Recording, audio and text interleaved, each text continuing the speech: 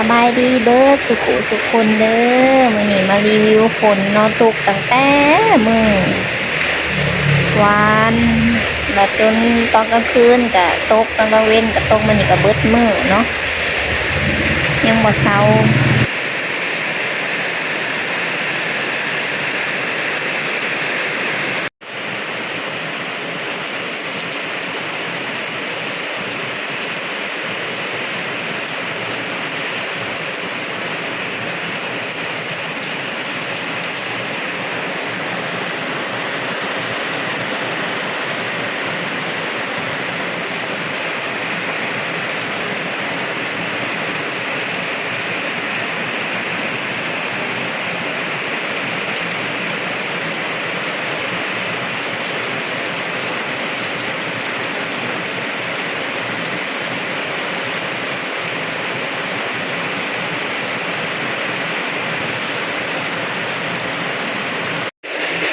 สบายดีเด้อตอนเช้าๆเนาะเบิ่งมื้อนี้สิมารีวิวฝนตกลิ้นตอนเช้าตั้งแต่เช้าๆเลยฝนตกนะจนเท่าปานนี้เนาะกับมื้อนี้ก็คือสิเบิดมื้อตอนนี้สะฮงกะแข่งคนลงตลาดคอยย่างไปยานพลาดเต็ม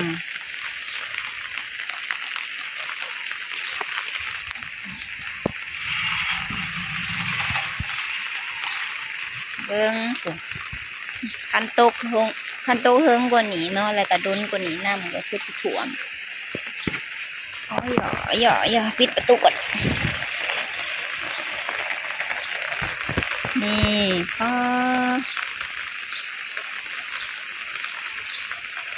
ทางเปื้อนเมื่อวานนี่ทางเปื้อนเมื่อนี้แหละฝนตกห้ำมาใส่เนาะสิไปได้บ่นี่ดินก็หล่มทางนี้เนี่ยก็น้ำท่วมย่างไปทางใดจักสิไปทางใด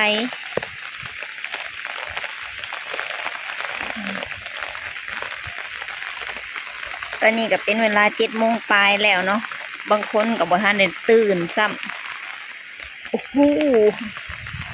ปกตินะสิลัดไปทางนี้แต่ว่าอันนี้น้ำมันท่วมแล้วอย่าน้ำเขาเกิบ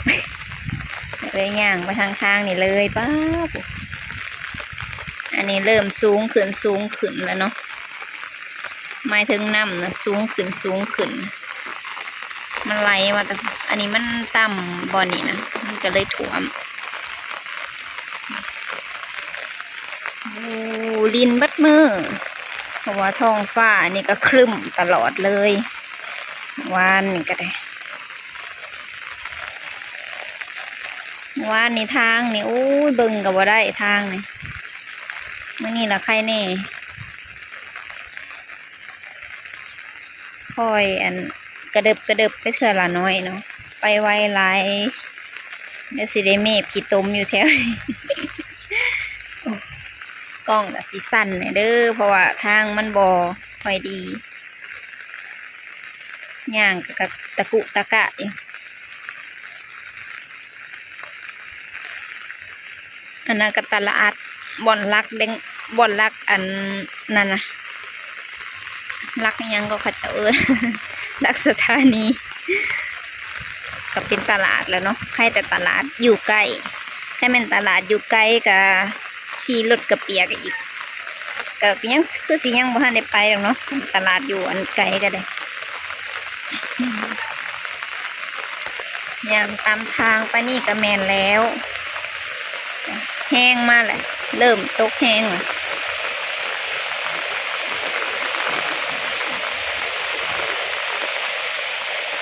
ว่าใส่ชีวิตแม่ค้ากับบริง่ายได้เนาะกว่าสีแบบว่ายามพ้นกับผ้าแดดผ้าฝนยามหนาวกับบริอยู่ได้เศร้า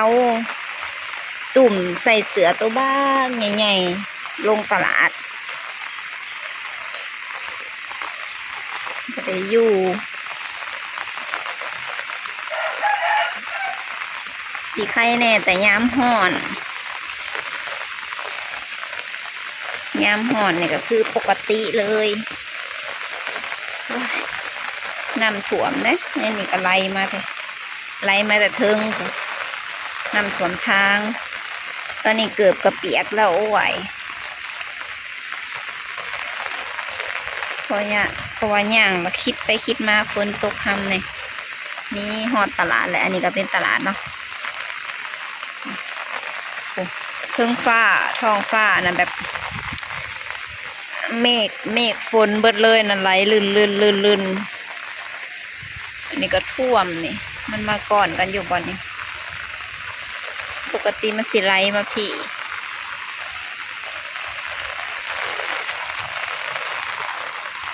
โอ้ย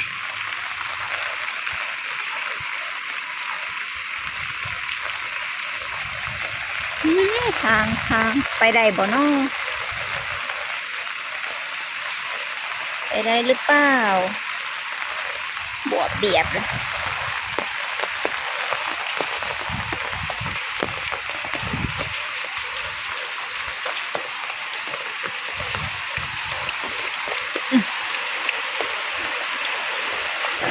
ว้ายเปียก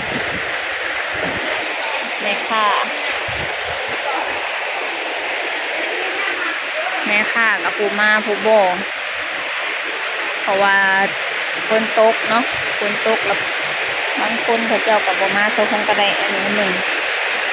ไปย่างต่อเลยน้ำถ่วมในตลาดกับถ่วมป้านบ่มีใครเปิดห้านเลยทางอันนี้ลงแน่แล้ว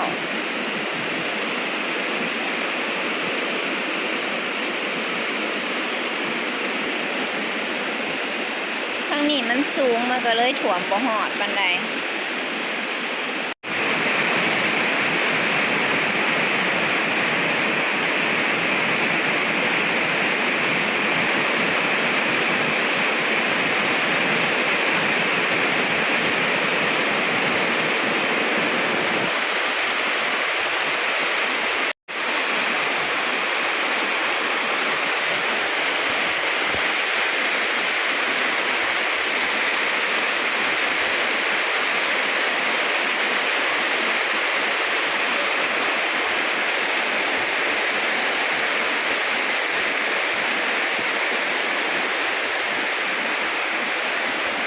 อยู่ใกล้ไอ้พลสันนะ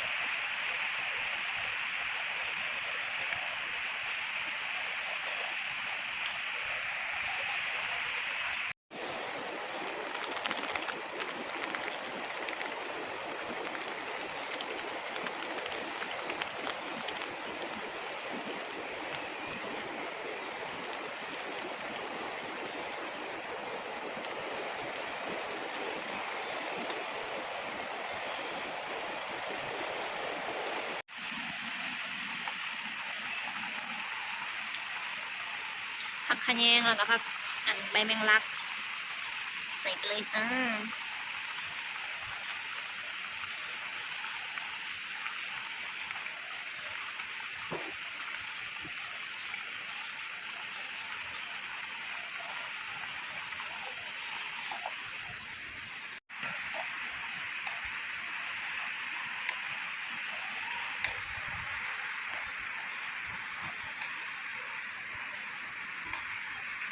คล้ายๆแกงเลียงเลย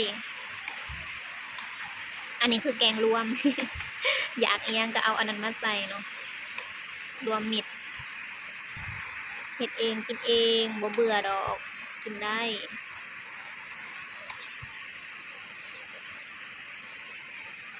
มักพริกอืมหอมขะแยงอ่อนๆ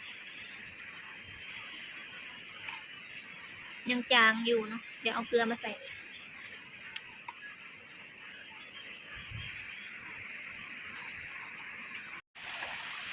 นี่สำหรับครัวมูนิโมโมนิใจกระจบลงแล้วเนาะ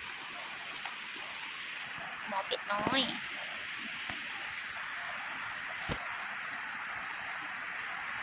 หอมหอม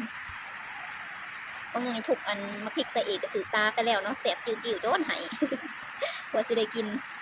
เมื่อเจอพร้อมเสิร์ฟเต็มหม้อกินคนเดียวหาสิได้กินตอนเที่ยงน้ำหอมมันลายโพดเบิดงบไปประมาณเกือบ30,000นี่แหละโอ้สิ่งที่มากที่สุดก็คืออันนี้สีเหลืองๆนี่ แล้วก็ร่นก่อนเนาะเติมปลาแดกใส่หน่อยหนึ่งยังบ่ได้ขะร่นอยู่แซ่บแซ่บแซ่บมาเด้อพี่น้องกินนำกันเนาะแกงอยู่ในตลาดไปซื้อเอานี่เลยแล้วก็มาแกงเองเนาะให้แต่มีหมอเป็ดน้อยนี่สำหรับคลิปนี้ก็ขอจบไปเพียงสำนี้เด้อฝากกดไลค์กดแชร์ติดตามส่องเสาพงในเด้อพี่น้องทานรับประทานอาหารก่อนบัดนี้